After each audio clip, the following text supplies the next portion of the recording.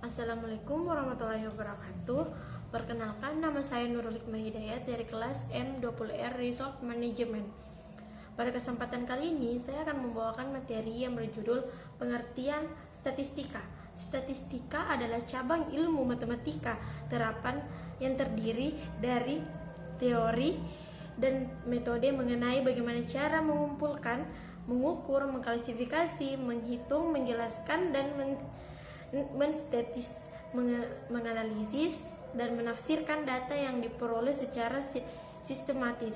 Dengan demikian, di dalamnya terdiri dari proses mengenai bagaimana cara kita yaitu mengumpulkan data, meringkas data, mengelola data, dan menyajikan data, serta menarik kesimpulan dari interpretasi data berdasarkan kumpulan data dan hasil analisis.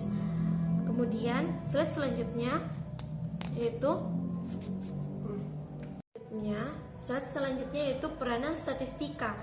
Peranan statistika yang pertama yaitu sebagai alat menghitung besar anggota sampel yang diambil dari suatu populasi sehingga jumlah sampel yang diinginkan akan cepat didapatkan dan dipertanggungjawabkan. Kemudian sebagai alat untuk menguji validasi dan reliabilitas instrumen sebelum instrumen tersebut digunakan dalam penelitian. Kemudian yang ketiga sebagai teknik untuk menyiapkan data. Yang keempat itu ya sebagai alat untuk menganalisis data seperti menguji hipotesis yang diajukan dalam penelitian. Kemudian slide selanjutnya yaitu fungsi statistika. Yang pertama fungsinya yaitu statistika menggambarkan data dalam bentuk tertentu, yang contohnya yaitu berbentuk variabel atau numerik.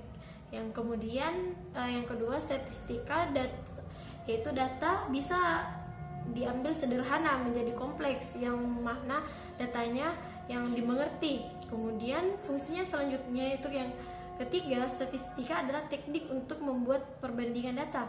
Yang keempat yaitu statistika dapat memperluas pengalaman diri sendiri.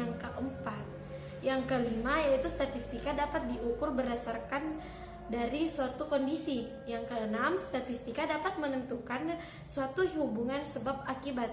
Kemudian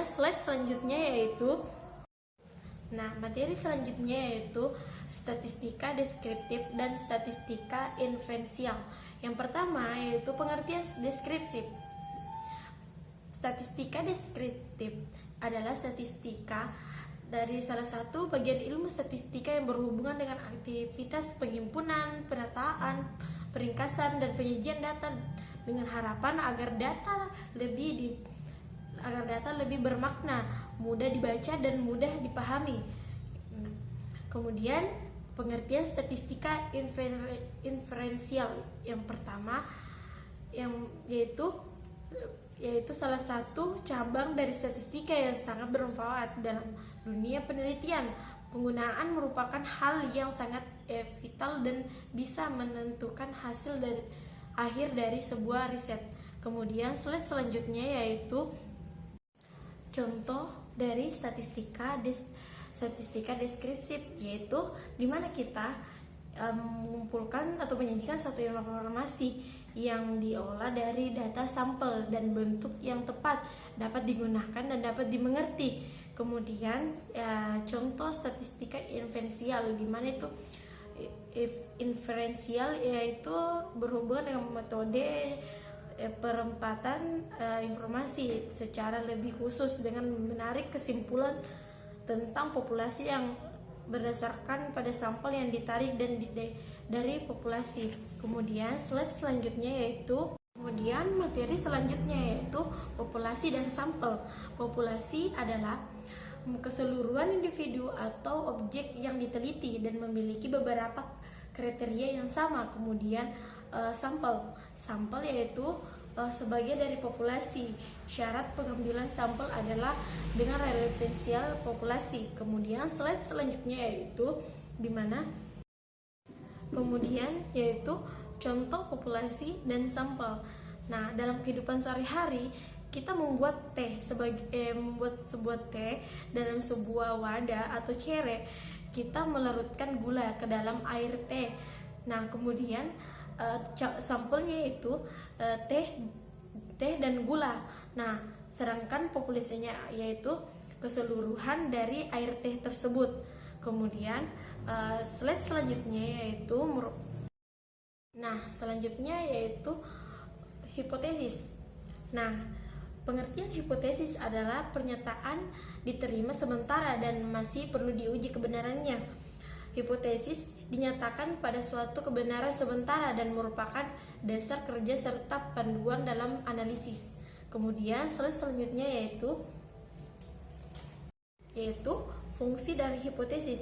Yang pertama adalah sebagai arahan dan penelitian, berguna untuk mencegah pengumpulan data yang tidak relevan dan berkaitan dengan hal yang sedang diteliti. Kemudian yaitu fungsi kedua untuk menambah kepekaan penelitian terhadap permasalahan penelitian. Yang ketiga yaitu hipotesis memungkinkan peneliti untuk lebih memahami permasalahan yang diteliti. Yang keempat yaitu digunakan sebagai sebuah kerangka untuk meyakini penelitian. Nah, kemudian slide selanjutnya yaitu langkah-langkah pengujian hipotesis.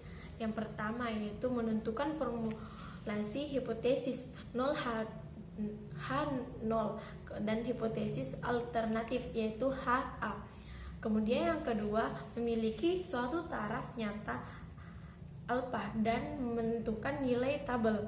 Yang ketiga yaitu membuat kriteria pengujian berupa penerimaan dan penentuan H0. Kemudian yang keempat yaitu melakukan uji statistika. Yang kelima, membuat kesimpulan dalam hal penelitian dan penolakan. Nah, kemudian slide selanjutnya yaitu materi selanjutnya yaitu analisis korelasi. Nah, yaitu pengertian dari analisis korelasi yaitu korelasi merupakan istilah yang biasa digunakan untuk menggambarkan ada tiadanya hubungan suatu hal dengan hal yang lain. Secara sederhana, memang seperti itulah pengertian korelasi.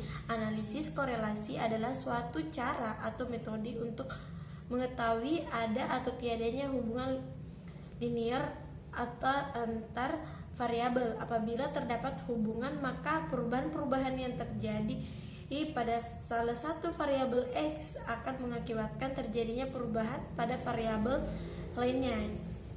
Yang kemudian selanjutnya yaitu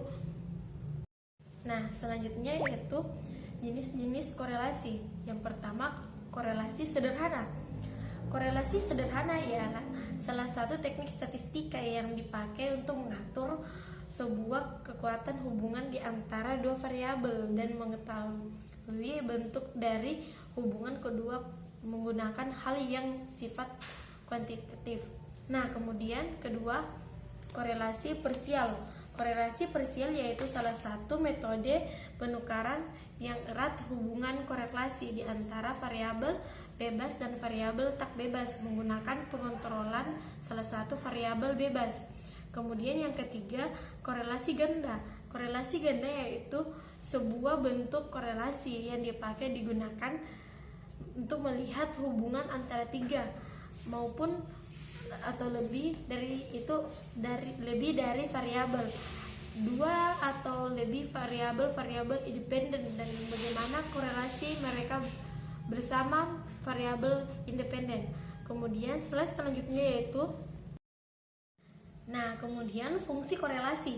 Yang pertama yaitu dapat mengukur beberapa hubungan variabel. Yang kedua, memotivasi kerja terhadap produktivitas variabel. Yang ketiga yaitu menentukan kualitas dengan layanan. Yang keempat yaitu dapat melakukan tingkat inflasi pada variabel yang tertentu.